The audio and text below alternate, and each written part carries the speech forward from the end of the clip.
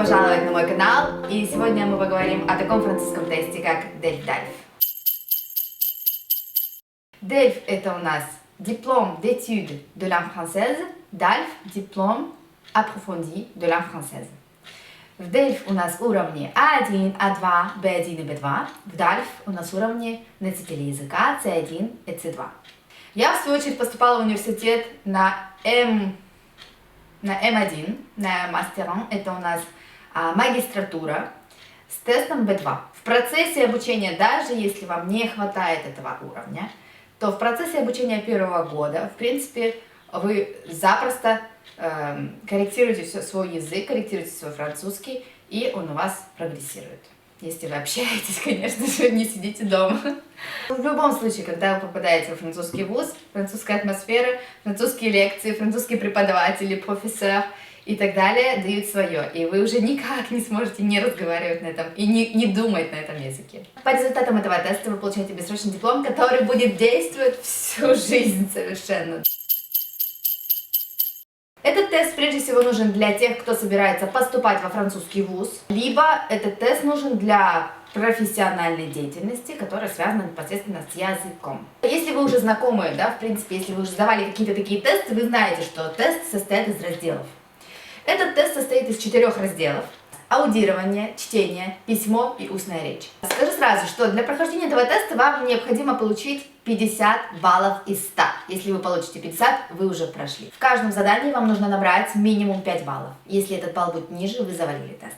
Ну что же, начнем по разделам, немножечко расскажу, к чему, так скажем, нужно готовиться в каждом разделе. Это очень важно, потому что я готовилась к тесту фактически сама, несмотря на то, что у меня за плечами ИНЯС, я вам скажу так. У меня за плечами ИНЯС, у меня за плечами частые стажировки во Франции, и у меня за плечами индивидуальные занятия с преподавателем, конечно же. Это повлияло, я думаю. Но я вам скажу так, те преподаватели, которые не сдавали этот тест, не подскажут вам, как его сдать. Те, кто просто говорят на французском языке и ни разу не видели этого теста, возможно, его не сдадут.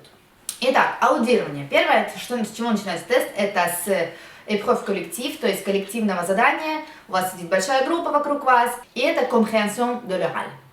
Вам включается аудиозапись, которая включается всего 2 раза. Первый раз это вы слушаете и все быстро конспектируете, второй раз это уже проверочная в конце теста. Скажу так, что многим именно эта часть дается особо сложно, в том числе и мне. Для меня это была, наверное, самая сложная часть теста, потому что нужно очень за короткое время выслушать весь текст, запомнить все особенности, их быстро законспектировать и после этого ответить на вопросы.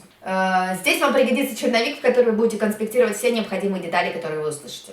Я сдавала тест в далеком 2014 году, и у нас было очень много вопросов без вариантов ответа, да, то есть вы понимаете. Сейчас я знаю, что с 2020 года они ввели фактически весь тест будет просто в ответах. Выберите правильный ответ. Мне кажется, это намного проще, чем было у нас. Это вас все равно не освобождает от того, что надо выслушать хорошо тест и записать все на черновик. Дальше у нас идет раздел такой, как чтение.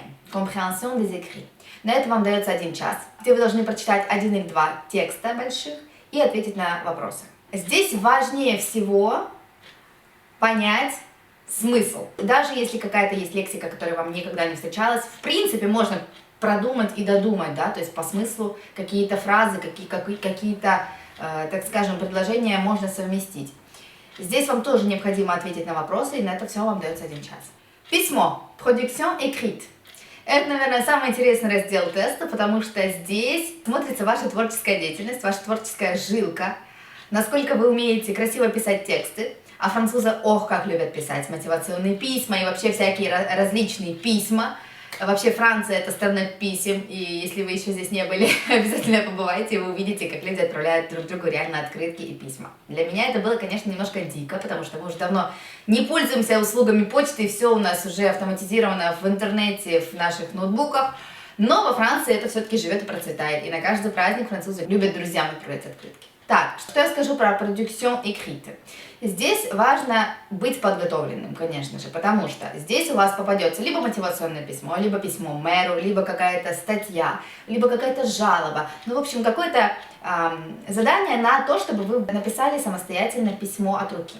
Они смотрят на правильное оформление письма, на правильную шапку, на правильное обращение, на правильное разделение по разделам, да, потому что мы знаем, что письма делятся, все-таки там есть шапка, есть основной блок, есть заключение, есть дежурные фразы и так далее.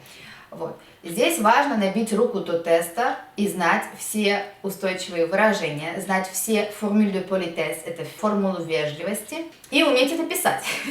Потому что если вам попадется то или другое, вы должны быстренько собрать этот пазл и написать это все в красивой форме.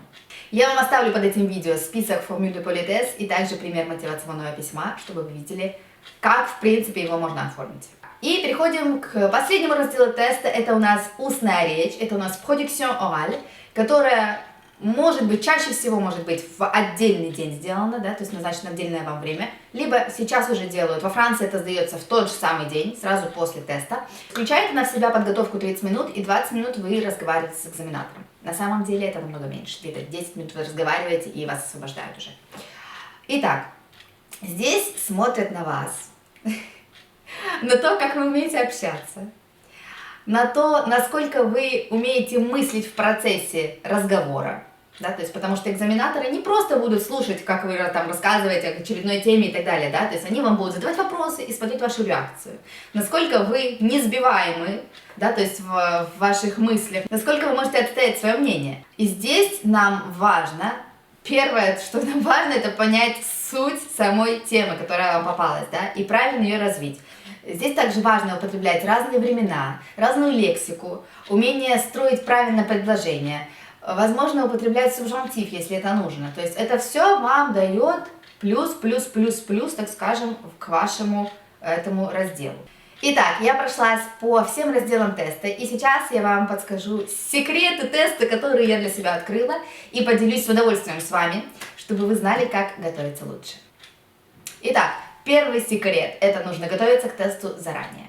Если у вас тест, допустим, если вы собрались поступать через год в университет, то вам уже сейчас нужно сидеть и скрупулезно готовиться над тестом. Потому что если вы начнете над ним сидеть, я не знаю, за 2 месяца, за месяц, шансы очень малы. Второе – это время. Ребята, время в этом тесте играет огромную роль. Если вы не натренируете себя делать задания по времени, если вы знаете, что у вас на письмо дается час, и вы в него не укладываетесь, то вы не уложитесь в него в тесте. Потому что в тесте у вас будут, вы также будете нервничать, у вас будут отвлекающие факты, будут какие-то мысли и так далее. То есть обязательно натренируйте себя, пожалуйста, дома, когда вы пишете, когда вы читаете, слушаете и так далее, и разговариваете, в том числе, что это нужно делать все четко по времени. Потому что там вам дополнительное время никто не даст. Если вы чуть-чуть не успеете закончить какое-то задание или тест, какое-то письмо, не дай бог, забудете написать формулу de politesse в этом тесте, конечно, в жизни на важно ничего такого не случится, да, но это вам завалит непосредственно несколько баллов в тесте. Третий секрет, который я вам скажу, это грамматика. Правильное написание слов, проверка. После того, как вы пишете какое-то предложение, после того, как вы, знаете, да, как мы пишем диктант, всегда после диктанта вы проверяете каждое слово, каждую букву. Это иностранный язык. Даже в нашем языке мы ошибаемся, да, но здесь вы проверяете все оксаны, вы проверяете все на конце, женский, мужской, вы проверяете запятые, вы проверяете, я не знаю, там какие-то написания слов, вы даже просто их просматриваете и смотрите, правильно ли вы написали слово, потому что зачастую банальные ошибки могут просто убрать балл. Дальше, четвертое, конечно же, это спокойствие, только спокойствие, без паники. Спокойно мыслить, погрузиться и спокойно делать задания и писать. Итак, последнее, что я вам хочу сказать, это, наверное, всем очевидная вещь, это что нужно с собой взять необходимого на тест. Вам нужно с собой взять водичку, вам нужно с собой взять часы настольные или наручные, которые вы положите на стол и будете засекать, сколько вам осталось времени до конца задания. И 2 ручки. Карандаш я вам советую не брать, потому что ответы карандашом не засчитываются.